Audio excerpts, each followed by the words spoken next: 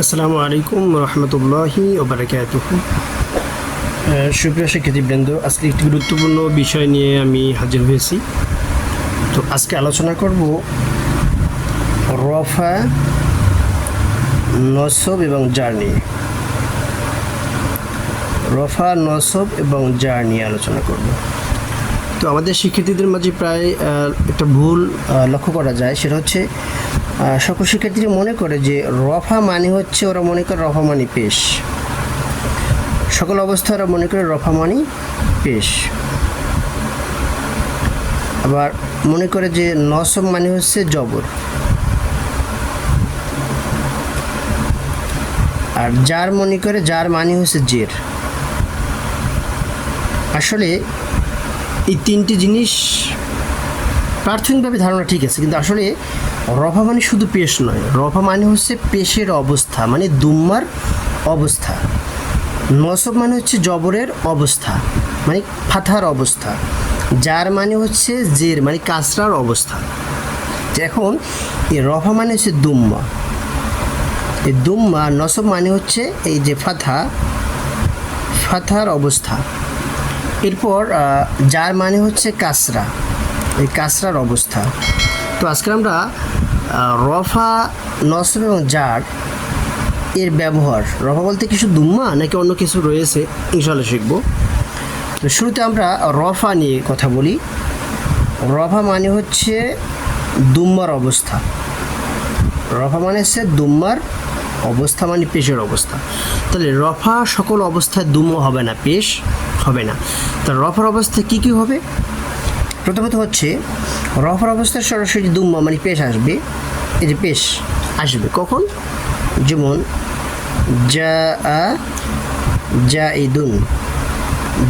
জাইদুন। এখানে এই জায়েদ দুই পেশ হয়েছে। এই পেশ হচ্ছে এখানে জায়েদ মুফরাদে মুনসারিফে সহি হওয়ার কারণে দুম্মা দেখা গেছে, কিন্তু সকল অবস্থায় রফা মানে দুম্মা সেটা দেখা যাবে না। যেমন রফার অবস্থায় কখনো অ হতে পারে, যেমন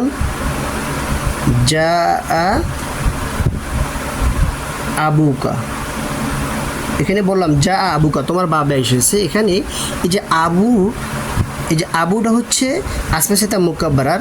তো এখানে রফার অবস্থায় কিন্তু ওয়াও প্রকাশ পেয়েছে, কারণ হচ্ছে আবু এই, তার মানে এটা যে আবুকা, তোমার বাবা এসেছে। এখানে যে আমরা রফার অবস্থায় পেশ কিন্তু নাই।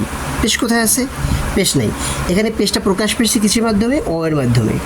তো এই জন্য আমরা বুঝতে পারি যে রফা মানে হচ্ছে সকল অবস্থায় পেশ হবে না।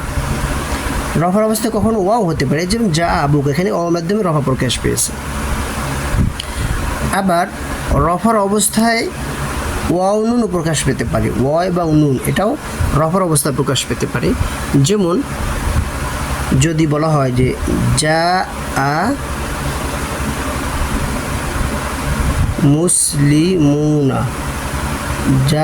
মুসলিমুনা, আমি যদি একটু ক্লিয়ার করে লিখি, চেষ্টা করি যে মুসলিমুনা, মুসলিমুনা। এখানে মুসলিমুনা, এই যে মিম ও সাকিন নুন। তো এখানে যে রফার অবস্থা যে পেশ যদি আমরা বলি, তাহলে এখানে পেশ কোথায়? তার মানে এখানে যে ওয়াও নুন প্রকাশ পেয়েছে, এটা হচ্ছে জম মুজাক্কার সালেম হিসাবে। জম মুজাক্কার সালেম এরা হচ্ছে রফার অবস্থায় ওয়াও নুন প্রকাশ পাবে। তার মানে এখানে এটাও কিন্তু রফার অবস্থা। তো রফার অবস্থায় কী পেলাম? ওয়াও নুন পেলাম জমা মুজাক্কার সালেম হিসাবে। আবার রফার অবস্থা ওয়াও পেলাম কখন? এই যে আসমাসিতা মুকাব্বারা আসছে, এই জন্য রফার অবস্থা ওয়াও প্রকাশ পেল। আর সরাসরি মুফরাদে মুনসারিফে সহি যখন হলো, রফার অবস্থা দুম্মা সরাসরি প্রকাশ পেল। সুপ্রিয় শিক্ষার্থীবৃন্দ, আমরা তাহলে বুঝতে পারি যে রফা মানে হচ্ছে পেশ সর্ব অবস্থায় নয়, রফা মানে হচ্ছে পেশের অবস্থা। সেই পেশটা কখনো সরাসরি পেশের মাধ্যমে প্রকাশ পেতে পারে, আবার ওয়ের মাধ্যমে প্রকাশ পেতে পারে, আবার ওয়াও নুনের মাধ্যমেও প্রকাশ পেতে পারে, যেটা আমরা এটার মাধ্যমে লক্ষ্য করলাম। এরপর আমরা যেতে পারি নসবের অবস্থায়। তো নসবের অবস্থা আমরা যাব। আমরা এখন নসব, এই যে নসব বলতে আমরা শুধুমাত্র ফাথা বুঝি, মানে জবর বুঝি। আসলে নসবের অবস্থা সকল অবস্থায় জবর হবে না। নসবের অবস্থায় কখনো জবর হবে। কখন জবর হবে? জবর হয় কখন আমরা লক্ষ্য করি, বললাম যে এটা না, আমি যখন বললাম রাআইতু,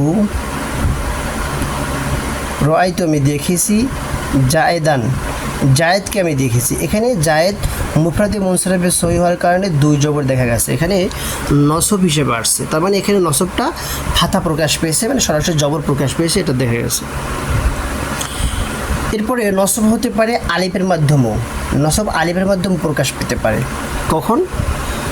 যখন বললাম যে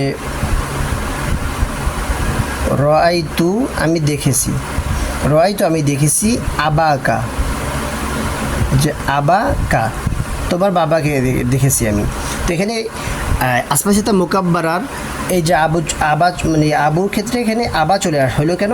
এই যে নসবের অবস্থা আলিফের মাধ্যমে প্রকাশ পেয়েছে, আবা যে আলিফটা প্রকাশ পেয়েছে নসবের অবস্থায়।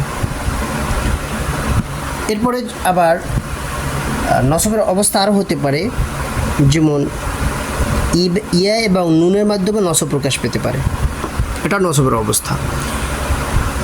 যেমন রাআইতু আমি দেখেছি, রাআইতু মুসলিমিনা, আমি যদি ক্লিয়ার করে লেখার চেষ্টা করি নিচে, যে মুসলিমিনা, রাআইতু মুসলিমিনা, এখানে কিন্তু এই যে মুসলিমিনা ইয়া সাকিন ডানে জের হয়ে এখানে ইয়ানুন আসছে, তার মানে এটাও কিন্তু নসবের অবস্থা। অর্থাৎ জামা মুজাক্কারে সালেমের এরাব যেটা হয় নসবের অবস্থা ইয়ানুন মাধ্যমে প্রকাশ পায়, তো এটাও কিন্তু নসবের অবস্থা হয়েছে ইয়ানুন। আবার এখানে নসবের অবস্থা আলিফ চলে আসছে, এই যে আলিফ, আবার নসবের অবস্থায়ও ফাতা চলে আসছে। তার মানে এখানে আমরা বলতে পারি যে নসব মানে হচ্ছে ফাতার অবস্থা, মানে জবরের অবস্থা। সেটা কখনো জবর অবস্থা সরাসরি জবর হতে পারে, কখনো কখনো আলিফের মাধ্যমেও জবর প্রকাশ পেতে পারে, কখনো কখনো ইয়ানুনের মাধ্যমেও জবর প্রকাশ পেতে পারে। সুপ্রিয় শিক্ষার্থীরা, তো আমরা বুঝতে পারলাম যে নসব মানেই ফাথা নয়, মানে জবর নয়। অর্থাৎ নসব মানে হচ্ছে জবরের অবস্থা, সেটা সরাসরি জবর মাধ্যমে প্রকাশ পেতে পারে, আলিফের মাধ্যমে প্রকাশ পেতে পারে, ইয়ানুনের মাধ্যমে প্রকাশ পেতে পারে। তো আজকে আমরা তাহলে নসবের অবস্থাটাও ক্লিয়ার হলো। এরপর আমরা জারের অবস্থা চলে যাব। এবার আমরা আসি যে জার মানে হচ্ছে কাসরা। তো সাধারণত জার মানে হচ্ছে যে সকল অবস্থায় কাসরা নয়, মানে জের নয়। জার মানে হচ্ছে জেরের অবস্থা। যেমনভাবে জারের অবস্থা কয়েকটা অবস্থা রয়েছে, যেমন এখানে আমরা জার সরাসরি কাসরা হতে পারে কখন? যেমন আমরা যদি বলি যে মারর তু, আমি গমন করেছি, যে মা রর তু আমি গমন করেছি, বি জায়েদেন, জায়েদের পাশ দিয়ে আমি গমন করেছি। এখানে কিন্তু মুফরাদি মুনসারিফে সহি হওয়ার কারণে জায়েদ কাসরা হয়েছে, মানে জের হয়েছে। এখন জার তো সকল অবস্থা জের হবে না, জার কী হবে তাহলে? জারের অবস্থা আরও রয়েছে, যেমন জারের অবস্থা ইয়াও হতে পারে, ইয়াও হতে পারে। যেমন মা রর তু আমি গমন করেছি, বি আবিকা তোমার বাবার পাশ থেকে আমি গমন করেছি, যে বি আ বিকা। এখানে কিন্তু জারের অবস্থায় যে হরফে জার চলে আসছে জের হবে, তা জেরের অবস্থা এখানে কি ইয়া চলে আসছে, যে আশপাশে তা মোকাব্বারার এখানে ইয়া চলে আসছে, কারণ এখানে জারের অবস্থা যে হরফে জারে জের দেবে, জেরের অবস্থা এখানে আশপাশে তা মোকাব্বারা কী হবে? ইয়া হবে। তা এটাও কিন্তু জারের অবস্থা, তার মানে জার মানে হচ্ছে কিন্তু জের নয়। এরপরে জারের অবস্থায়ও আরও কিছু হতে পারে, যেমন ইয়ানুন হতে পারে, জারের অবস্থা ইয়ানুনও হতে পারে। যেমন বললাম যে মা রর তু আমি গমন করেছি, যে মারর তু আমি গমন করেছি। এরপর বললাম যে বি মুসলিমিনা মুসলমানদের পাশ থেকে আমি গমন করেছি। এখানে মুসলিমিনা এই যে বা হরফে জার চলে আসার কারণে এখানে জারের অবস্থা হয়েছে। এখন জারের অবস্থাটা আমরা কিসের মাধ্যমে প্রকাশ পেয়েছে? এই যে ইয়া এবং নুনের মাধ্যমে প্রকাশ পেয়েছে। এখানে কিন্তু আমরা জার লক্ষ্য করতে পারছি না, জার মানে হচ্ছে কাসরা, জের কিন্তু নাই। তার মানে এর যে কাসরার অবস্থা মানে জেরের অবস্থা সেটা কীভাবে বুঝবো? কারণ জমা মুজাক্কারে সালেম এর জারের অবস্থায় প্রকাশ পাবে ইয়া নুনের মাধ্যমে।